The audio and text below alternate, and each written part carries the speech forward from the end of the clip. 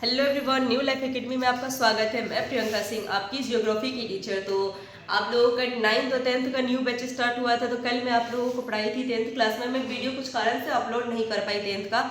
तो first chapter आप लोगों का क्या था? संसाधन और विकास, रिसर्च एंड डेवलपमेंट। तो मैं आपको रिसर्च के बारे में पढ़ा चुकी थी, संसाधन के बारे में पढ़ा चुकी थी कि चारों ओर की सभी वस्तुएं जिनका प्रयोग आवश्यकताओं की पूर्ति के लिए किया जाता है उसे हम क्या कहते हैं?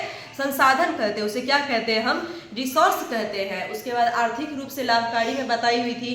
फिर उसके बाद काफी उसका प्रयोग बताई हुई थी। बायोटिक, अबायोटिक, जैविक संसाधन क्या है, अजैविक संसाधन क्या है। तो आज मैं आप लोगों को पढ़ाऊंगी। नेक्स्ट क्या है? डिवीजन ऑफ रिसोर्स, संसाधन का विभाजन। दो भाग में किया गया है। तो प्रथम भाग में आपको पढ़ा चुकी हूँ। सेकंड देखिए, सभ्यता के आधार पर, ऑन द बेसिस ऑफ एग्जिबिलिटी।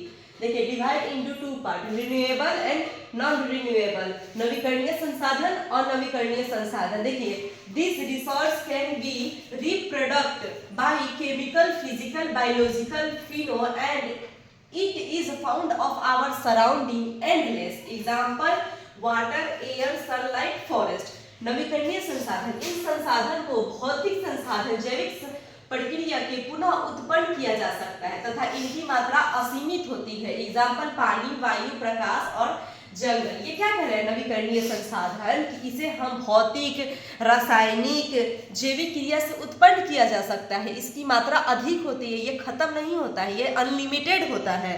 क्या होता है? नवीकरणीय संसाधन क्या होता है? अनलिमिटेड होता है। और non renewable resource, this resource found in nature in limit amount in can be not be reproduced, so it is utilisation in limited amount on with sustainability. Example, minerals, petroleum, कोयला, metals can be recycle. ये क्या कह रहा है? अनवीकरणीय संसाधन कि ये संसाधन सीमित मात्रा में पाए जाते हैं। क्या पाए जाते हैं? सीमित मात्रा में पाए जाते हैं और इन्हें पुनः उत्पन्न नहीं किया जा सकता। इन्हें क्या किया जा सकता है? पूरा पुनः उत्पन्न नहीं। सपोज कोयल जो है, कोयला है, वो खत्म हो जाएगा तो उसे हम दोबारा उत्पन्न नहीं ना कर सकते। चाहे बायोलॉजिकल हो या फिजिकल हो, किसी मतलब कोई भी तरह से हम उसको ना क्या कर सकते? उत्पन्न नहीं कर सकते हैं। जैसे पेट्रोल हो गया, पेट्रोल यदि खत्म हो जाएगा तो उसकी हम पुनः उत्पन्न कर सकते हैं?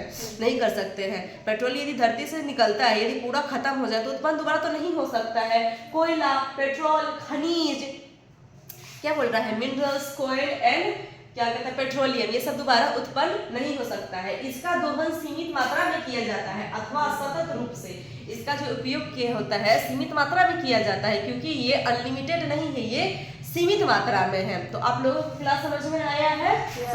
On the basis of exhaustibility, renewable resource, non renewable resource, नवीकरणीय संसाधन, अनवीकरणीय संसाधन।